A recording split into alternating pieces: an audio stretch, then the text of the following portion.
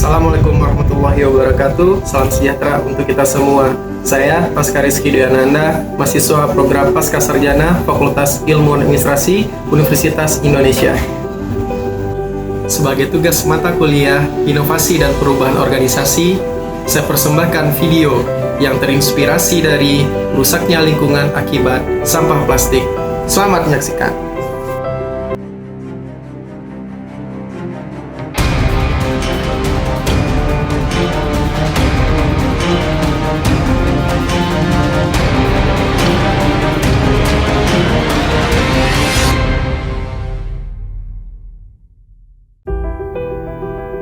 Laporan UN Environment terbaru berjudul Single-Use Plastic, A Roadmap for Sustainability menyebutkan bahwa kantong plastik dan styrofoam adalah produk plastik yang paling bermasalah dalam pencemaran lingkungan. Ini juga dibuktikan dengan temuan-temuan lapangan ketika dilakukan clean up di berbagai lokasi. Ocean Conservancy menyebutkan 10 produk plastik yang ditemukan di berbagai pantai, termasuk diantaranya kantong plastik. Hal ini juga senada dengan kegiatan waste audit yang dilakukan oleh Greenpeace Indonesia dalam 2 tahun terakhir di Jakarta, Kepulauan Seribu, yang juga menyebut kantong plastik sebagai salah satu produk yang banyak ditemukan terdampar di pantai dan pesisir. Ada beberapa fakta mengenai penggunaan dari kantong plastik, yaitu lebih dari 1 triliun kantong plastik digunakan setiap tahun di seluruh dunia, yang berarti sekitar 2 juta kantong plastik digunakan setiap menit di seluruh dunia. Fakta kedua ditemukan oleh CNN menyebutkan bahwa setiap tahun produksi plastik menghasilkan sekitar 8% hasil minyak dunia, atau sekitar 12 juta barel minyak, atau setara dengan 14 juta pohon. Sampah plastik umumnya memerlukan waktu agar dapat tergenerasi pada usia 500 sampai 1000 tahun, atau sekitar 17 generasi manusia. Indonesia berada di peringkat kedua penghasil sampah plastik ke laut tiap tahunnya, yang mencapai sebesar 187,2 ton setelah Tiongkok yang mencapai 292,9 juta ton. Di Indonesia, lebih dari 1 juta kantong plastik yang digunakan setiap menitnya, dan 50% dari kantong plastik tersebut dipakai hanya sekali lalu dibuang. Dari angka tersebut, hanya 5% yang benar-benar didaur ulang. Kantong plastik adalah salah satu dari 10 puing-puing sampah yang paling banyak ditemukan di perairan seluruh dunia. Ketidakmampuan plastik konvensional tergenerasi dengan cepat membuat plastik mengembang di laut selama beratus-ratus tahun lamanya. Dan kantong plastik banyak menyebabkan kematian biota laut, ikan, penyu, dan lain-lain tiap tahunnya karena hewan mengira plastik itu adalah makanan. Di setiap tahun di seluruh dunia berakhir di laut. 70% diantaranya tenggelam ke dasar laut. Di sana plastik cenderung tidak terurai. Di Indonesia, sebagai salah satu ibu kota yang memiliki wilayah kepulauan DKI Jakarta, juga tidak luput dari permasalahan ini. Riset dilakukan oleh Lingkungan Hidup DKI Jakarta dan Gerakan Indonesia Diet Kantong Plastik menemukan bahwa konsumsi kantong plastik di Jakarta mencapai 240 sampai 300 juta lembar per tahun, atau 1.900 sampai 2.400 ton per tahun. Itu setara dengan berat 124 bus Transjakarta. Rata-rata penggunaan kantong plastik yang digunakan setiap kali berbelanja adalah 1-3 lembar kantong plastik.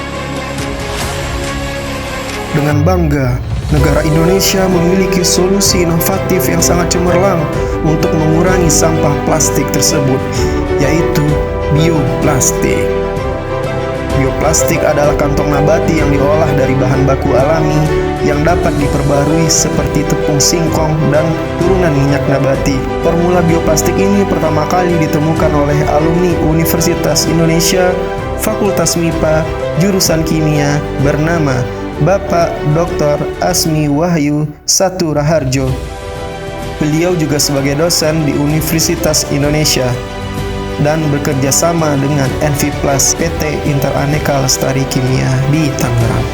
Bioplastik dibuat dari bahan alami organik sehingga ramah lingkungan. Permukaan bioplastik akan terasa lebih lembut di tangan.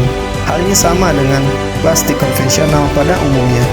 Akan tetapi tidak menimbulkan polusi atau beban bagi lingkungan di akhir masa pemakaiannya. Bioplastik tidak mengandung unsur plastik. Hal ini dibuktikan dengan beberapa cara yang mudah. Taruhlah sepotong kantong bioplastik ke dalam gelas air 80 derajat Celcius, sehingga bioplastik akan larut dalam air. Lalu, taruh potongan kantong bioplastik pada permukaan rata dan gosok dengan setrika, maka bioplastik tidak akan meleleh ataupun lengket dengan setrika. Coba Anda bakar kantong bioplastik, maka akan menjadi abu, tidak terbentuk lelehan seperti pada kantong plastik konvensional dan tidak kembali membentuk rupa plastik padat. Bioplastik hadir sebagai solusi inovasi kantong nabati yang memiliki siklus daur hidup yang dapat diperbaharui secara alami dan terus-menerus, dimulai dari bahan baku alami yang berasal dari tumbuhan, proses produksi yang ramah lingkungan digunakan oleh masyarakat, dan di akhir daur siklusnya. Bioplastik akan menyatu kembali dengan tanah sebagai kompos dalam waktu 2-6 bulan dengan bantuan mikroorganisme. Keunggulan dari bioplastik yang tidak ada di plastik konvensional pada umumnya. Pertama, compostable. Di akhir siklus kehidupan, bioplastik dapat menjadi kompos atau tanah pada tumbuhan yang bermanfaat meningkatkan kemampuan tanah untuk menyerap air dan menyuburkan tumbuhan. Biodegradable dapat degradasi secara alami di alam. Yang diperlukan hanyalah mikroorganisme seperti di alam tanah maupun di tempat pembuangan sampah umum. Maka bioplastik akan kembali ke alam secara natural dan dalam bentuk CO2, H2O, dan kompos tanpa meninggalkan residu yang berbahaya. Recyclable dapat didaur ulang dengan produk kertas atau bahan yang terbuat dari bahan dasar serat tumbuhan lainnya. Lalu yang terakhir, ia bersifat eco-friendly, terbuat dari pati singkong. Karena bioplastik tidak mengandung unsur plastik, maka tidak akan menghasilkan mikroplastik, yaitu partikel plastik yang lebih kecil dari 1 mm. Jika kantong bioplastik berakhir di laut, tidak perlu khawatir karena aman apabila termakan oleh hewan laut. Bioplastik juga aman seandainya tidak sengaja termakan oleh hewan karena telah terbukti oleh peneliti independen di VIL Research Eropa. Jika kita coba untuk menganalisis VRIO, yaitu valuable, bioplastik hadir sebagai solusi inovasi kantong nabati yang memiliki siklus daur ulang yang dapat diperbaharui secara alami dan terus-menerus, dimulai dari bahan baku yang alami yang berasal dari tumbuhan. Proses produksi yang ramah lingkungan digunakan oleh masyarakat dan di akhir daur siklusnya, bioplastik akan menyatu kembali dengan tanah sebagai kompos dalam waktu 2-6 bulan dengan bantuan mikroorganisme. Yang kedua, analisis rare. Pembaruan bioplastik hanya bisa menggunakan mesin teknologi tertentu yang dikembangkan khusus untuk membuat kantong nabati yang ramah lingkungan, dan materialnya pun sangat berbeda dengan plastik konvensional pada umumnya. Karena material biji bioplastik atau palet ini hanya bisa diproduksi oleh produsen tertentu saja yang memiliki paten atas biji bioplastik ini. Inimitable. Bioplastik membutuhkan waktu yang cukup lama dalam pengembangan inovasi dan riset untuk bisa menjadi kantong plastik yang benar-benar ramah lingkungan, yang sangat bisa bersahabat dengan lingkungan, compostable, biodegradable, recyclable, dan eco-friendly. Lalu yang terakhir, organized to capture value. Bioplastik terus melakukan pengembangan untuk menyempurnakan produk agar bisa diterima oleh seluruh kalangan masyarakat dengan cara mengatur manajemen proses R&D oleh SDM yang berkualitas sampai dengan produk sampai ke tangan konsumen. Bioplastik ini sepenuhnya menyadari bahwa inovasi kantong bioplastik mempunyai potensi yang sangat berharga, langka, dan mahal, sehingga harapannya bisa mencapai keunggulan yang kompetitif dan berkelanjutan. Jika kita lakukan analisis A2F model by Kotler, aktivator adalah Bapak Dr. Asmi Wahyu Satu Raharjo selaku inisiator. B. Browser, Bapak Dr. Asmi Wahyu Setora Harjo sebagai browser bioplastik. C. Creator, Bapak Dr. Asmi Wahyu Setora Harjo. Developers, Bapak Dr. Asmi Wahyu Setora Harjo yang dibantu oleh Enviplas PT Interaneka Lestari Kimia. Lalu eksekutor, Dr. Asmi Wahyu Setora Harjo yang dibantu oleh Enviplas PT Interaneka Lestari Kimia. Dan yang terakhir, fasilitator Enviplas dari PT Aneka Lestari Kimia.